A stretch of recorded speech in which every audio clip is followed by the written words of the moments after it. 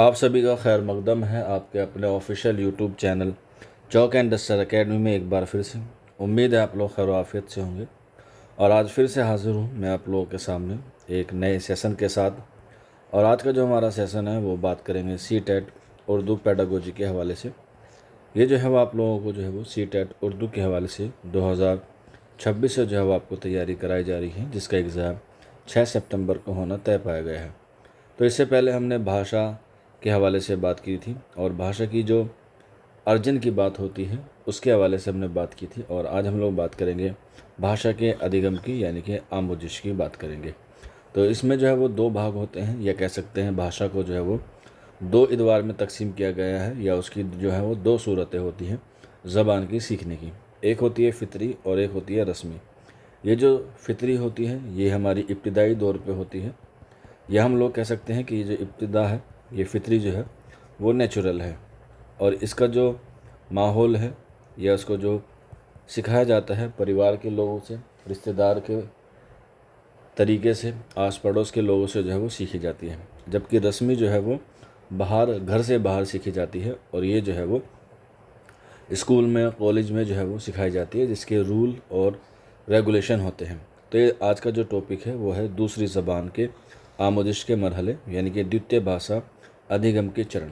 तो ये जो दूसरी भाषा इसे हम लोग रस्मी भी कहते हैं। इसके दो हैं, प्राकृतिक और औपचारिक। यानी कि जो फितरी होती है वो प्राकृतिक होती है और जो रस्मी होती है वो औपचारिक होती है। तो यहाँ पे आप लोग देखेंगे कि आज हम लोग रस्मी तरीका यानी कि औपचारिक विधि को जो है वो पढ़ेंगे। इसे हम लोग जो है वो फॉर्मल और इनफॉर्मल के नाम से भी जो है वो जानते हैं। इसमें क्या ख़ास बात है, क्योंकि यहाँ से सवाल आते हैं, तकरीबन 15 सवाल आपके पेडागोजी से आते हैं, तो यहीं से जो है वो आपको क्वेश्चन को सॉल्व करना होगा। तो इस सूरत हाल में ज़बान की बाकायदा तालीम दी जाती है, यानी कि रस्मी तरीके में बाकायदा तालीम दी जाती है, जिसकी एक क्या होती है, व्यवस्था होती है। स्कूल जाते हैं, स्कूल में क्लास वर्क दिया जाता है, होमवर्क दिया जाता है, एक्टिविटी कराई जाती है और दिगेर जो है वो आपको इन्फॉर्मेशन दी जाती है अलग अलग तरीके से।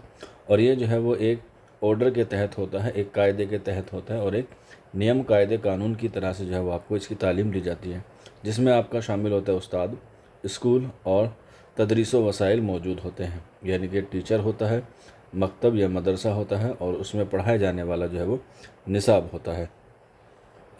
ये अमल दूसरी या गैर मादरी ज़बान के सीखने में ज़्यादा देखा जाता है।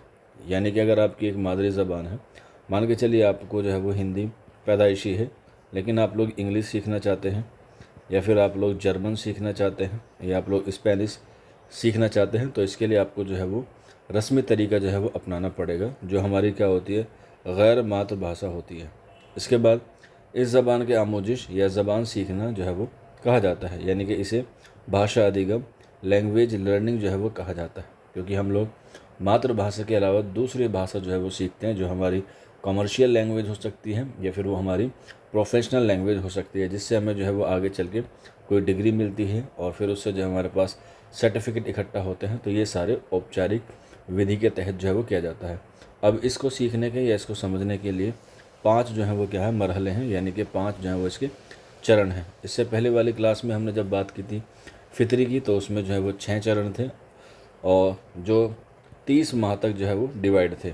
अब ये जो है वो इसके आगे के मरहले हैं दूसरी ज़बान के, जिसमें हमारा पहला मरहला आता है मौन अथवा या ग्रहणशील अवस्था, जिसे हम लोग साइलेंट रिस्पेक्टिव स्टेज कहते हैं और उर्दू में कहते हैं खामोश या तहसीली मरहला।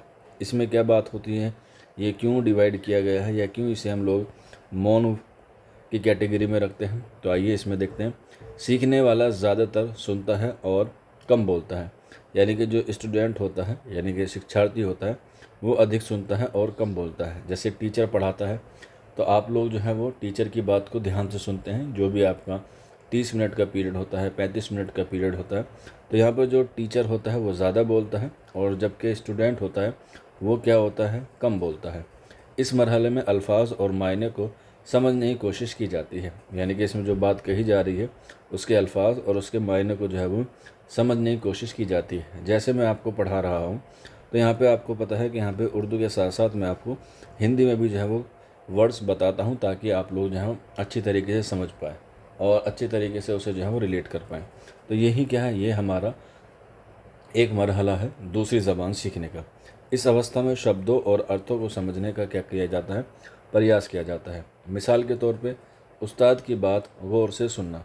जब भी कोई उस्ताद कोई बात बताता है तो आपको उसे जो है वो समझना होता है। जैसे मैं आपको पढ़ाऊँ कि मुझे कल की क्लास में जो है वो आपको बीएफ स्किनर पढ़ाना है, तो अब आप लोग समझ जाएंगे जब आप कल आएंगे कि आज की क्लास में जो है वो हमें बीएफ स्किनर पढ़ के जाना है। तो बच्चे क्या करते हैं, खुद से जो है वो कुछ मटेरियल या कुछ पॉइंट जो है वो तैयार करके ले जाते हैं ताकि उन्हें क्लास में जाके एम्बेरसन फील ना हो और वो जो है वो एक समझदार बच्चे की तरह क्लास में जब उस्ताद सवाल पूछे तो वो अच्छी तरीके से जवाब दे पाए।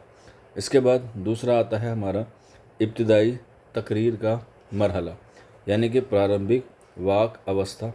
इसे इंग्लिश में कहते हैं अर्ली प्रोडक्शन स्टेज कहते हैं, यानी कि सीखने वाला मुख्तसर अल्फाज और छोटे जुमले जो है वो बोलना शुरू करता है। यानी कि जब कोई असातिज़ा सवाल पूछता है तो वो लंबा चौड़ा नहीं, बिल्कुल बहुत संक्षिप्त यानी कि बहुत मुख्तसर अंदाज में उसका जवाब देता है। जैसे आपने सुना होगा, गागर में सागर भरने वाला काम जो है वो इसी स्टेज में जो है वो हमें दिखता है।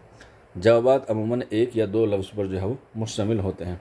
कैसे होते हैं, आइए मिसाल के तौर पे, हाँ, नहीं, मेरा नाम अली है। यहाँ आप लोग देखेंगे कि आपसे पूछा जाए कि आपने होमवर्क किया, तो आप ये नहीं कहेंगे सर मैं कल बीमार था उसकी वजह से मैं नहीं कर पाया।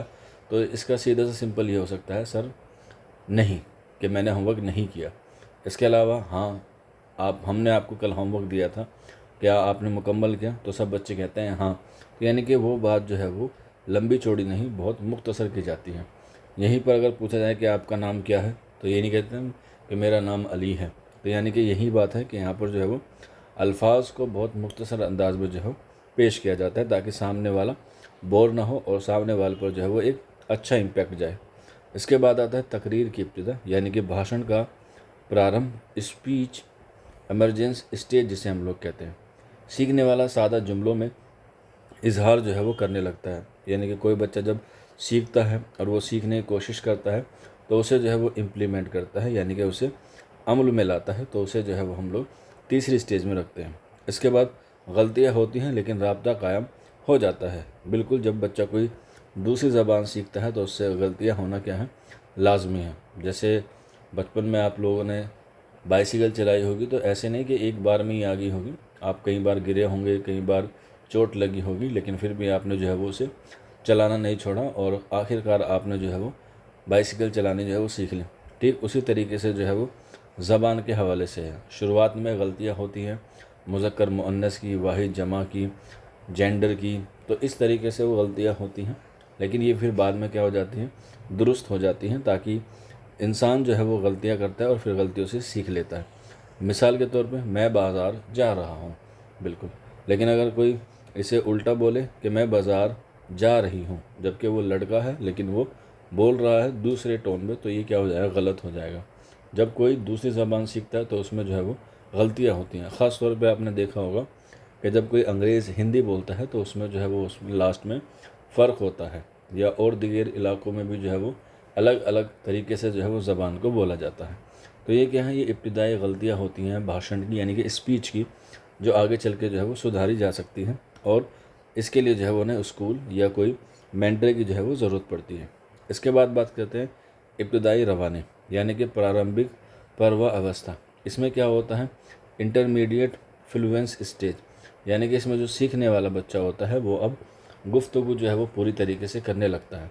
यहाँ पे देख लीजिएगा, सीखने वाला निस्बतन रवानी के साथ गुफ्तगू करने लगता है। परवा का मतलब होता है एकदम उसका जो फ़्लो होता है वो बहुत अच्छी तरीके से क्या हो जाता है, बढ़ जाता है, जिससे वो बोलना और सुनना जो है वो अच्छा करने लगता है, जिससे उसके अल्फाज और जुमलों की साख्त जो है वो बेहतर हो जाती है, यानी कि उसका डिक्शनरी जो होती है और उसके अलावा उसका जो सेंटेंस बोलने का तरीका होता है वो क्या हो जाता है, डेवलप हो जाता है, यानी कि विकसित हो जाता है।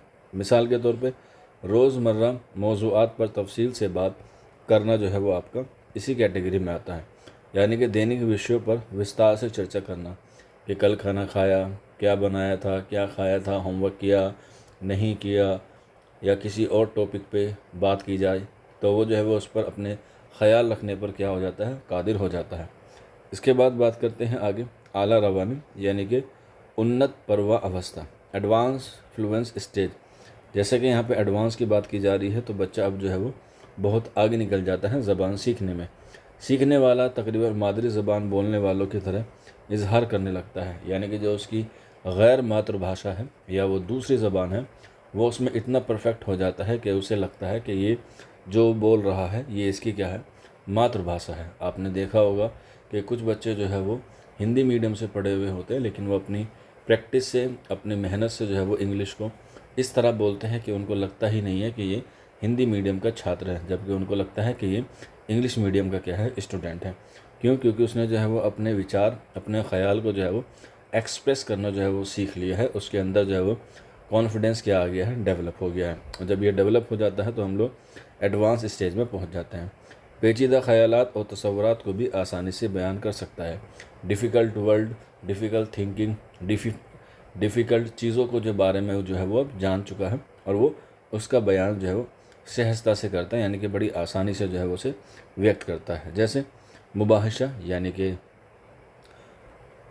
एक तरीके से कहें डिबेट हम कहते हैं, तकरीर यानी कि स्पीच, तहरीर यानी कि कुछ लिखावट, इजहार में वो क्या कर लेता है, महारत हासिल कर लेता है। जैसे वाद विवाद, स्कूल में कंपटीशन होता है, एनुअल फंक्शन पर भाषण दिया जाता है और लेखन में दक्षता प्राप्त करना जो है वो उसका क्या होता है, परम उद्देश्य हो जाता है या उसे जो है वो पा लेता है। तो इस तरीके से ये इसके जो है वो हमारी दूसरी ज़बान के क्या थे, स्टेज थी, जिनको जो है वो 5 हिस्सों में जो है वो तकसीम किया गया है। एग्ज़ाम के पॉइंट ऑफ व्यू से कुछ बातें और हैं, आप लोग इसे और नोट कर लीजिएगा, क्योंकि यहाँ से भी जो है वो आपको एक रिवाइज़ और एक जो है वो समरी जो है वो समझ में आ जाएगी। पहली ज़बान अमूमन तहसील के ज़रिए हासिल होती है, यानी कि भाषा को सीखा नहीं जाता बल्कि भाषा को जो है वो अर्जन किया जाता है। दूसरी ज़बान ज़्यादातर आमोजिश या रस्मी तालीम के ज़रिए सीखी जाती है, यानी कि इसको जो है वो अर्जन नहीं किया जाता बल्कि इसको जो है वो अधिगम किया जाता है, और अधिगम करने के लिए कायदे कानून, रूल रेगुलेशन होते हैं। तहसील फितरी और गैर शऊरी जो है वो अम्ल है, यानी कि जो फितरी ज़बान है वो हमें प्राकृतिक और अव्यवस्थित तरीके से जो है वो मिलती है, जबकि आमोदिश शऊरी और मुनज़्ज़म अम्ल है। मुनज़्ज़म का मतलब होता है व्यवस्थित, यानी कि एक ऑर्डर में होती हैं। स्कूल में आप जाते हैं, पहला पीरियड लगता है, दूसरा पीरियड लगता है, तीसरा पीरियड लगता है, तो ये क्या है, ये एक व्यवस्थित प्रक्रिया है।